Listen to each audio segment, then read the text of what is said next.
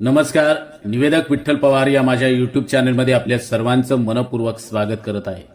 प्रजासत्ताक दिन अर्थात 26 जानेवारीच्या कार्यक्रमाप्रसंगी भाषण कसे करावे याचा एक नमुना, याचं एक सुंदर भाषण या ठिकाणी सादर करतोय.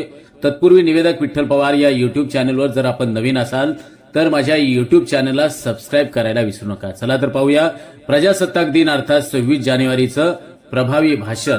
नमस्कार आणि शुभ सकाळ.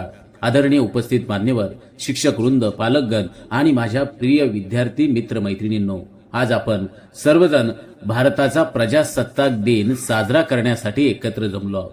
या प्रसंगी आपणा सर्वांचं मनपूर्वक स्वागत करताना मला अत्यंत अभिमान वाटतो. आपल्या सर्वांना भारतीय प्रजासत्ताक दिनाच्या मनपूर्वक शुभेच्छा देतो.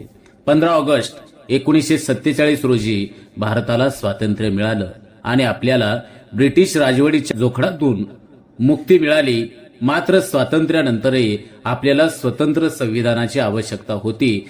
त्यावेळी भारताचे कायदे 1935च्या ब्रिटिश राज्य शासनाच्या कायद्यांवर आधारित होते आणि या स्थितीत बदल घडवण्यासाठी 29 ऑगस्ट 1947 रोजी डॉक्टर बाबासाहेब आंबेडकर यांच्या अध्यक्षतेखाली संविधान समितीची स्थापना करण्यात आली. संविधानाच्या निर्मितीसाठी अनेक महत्वाच्या चर्चासत्रांचं आणि बैठकींचं आयोजन करण्यात आले. शेवटी संविधानाचा अंतिम मसुदा तयार झाला आणि 26 नोव्हेंबर 1949 रोजी संविधान सभेनं तो स्वीकारला. मात्र संविधान प्रभावीपणे लागू करण्यासाठी 26 जानेवारी 1950 हा दिवस निवडण्यात आला. याला एक ऐतिहासिक कारणही होते. लाहोर अधिवेशनात 26 जानेवारी 1930 रोजी पंडित जवाहरलाल नेहरू यांनी तिरंगा फडकावून पूर्ण स्वराज्याची घोषणा केली होती आणि या ऐतिहासिक घटनेला साजेसा असा हा दिवस होता.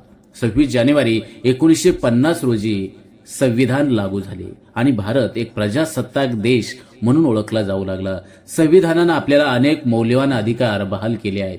व्यक्ती स्वातंत्र्याचा अधिकार, शिक्षणाचा अधिकार, समानतेचा अधिकार, आरक्षणाचा अधिकार, अन्यायाविरोधात लढण्याचा अधिकार. या अधिकारांसोबत आपल्यावर जबाबदाऱ्या देखील आहेत. हे अधिकार केवळ आपल्या वैयक्तिक लाभासाठी नव्हे तर समाज आणि देशाच्या प्रगतीसाठी प्रत्येकानं उपयोगात आणावेत. आज आपण ज्यांच्या बलिदानामुळे स्वतंत्र आहोत त्या स्वातंत्र्य सैनिकांच्या त्यागाचा विचार करून त्यांच्या आदर्शावर चालण्याचा संकल्प करूया. राष्ट्राभिमान, देशप्रेम आणि सामाजिक उत्तरदायित्वाची भावना ही प्रत्येक नागरिकानं, प्रत्येक युवकानं जोपासली पाहिजे.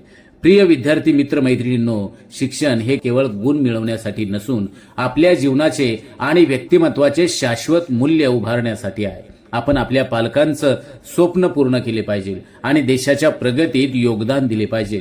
आपल्या कृतीतून आपण संविधानानं आपल्याला दिलेल्या अधिकारांचं योग्य उपयोगाचं उदाहरण निर्माण केले पाहिजे. आजचा दिवस आपल्यासाठी प्रेरणा घेण्याचा आहे. देशाच्या उज्ज्वल भविष्यासाठी एक चांगले नागरिक होण्याचा संकल्प करूया. विविधतेत एकता या आपल्या देशाच्या वैशिष्ट्याला जपत आपण सर्वांनी मिळून भारताला अधिक मजबूत आणि प्रगतशील बनवावे हीच माझी अपेक्षा आहे. याच विचारांसह माझे भाषण समाप्त करतो. जय हिंद, जय महाराष्ट्र, वंदे मातरम. भारत माता की जय. आमच्या चॅनलवर नवीन असाल तर सबस्क्राईब बटनावर क्लिक करा आणि बेल आयकॉन प्रेस करा.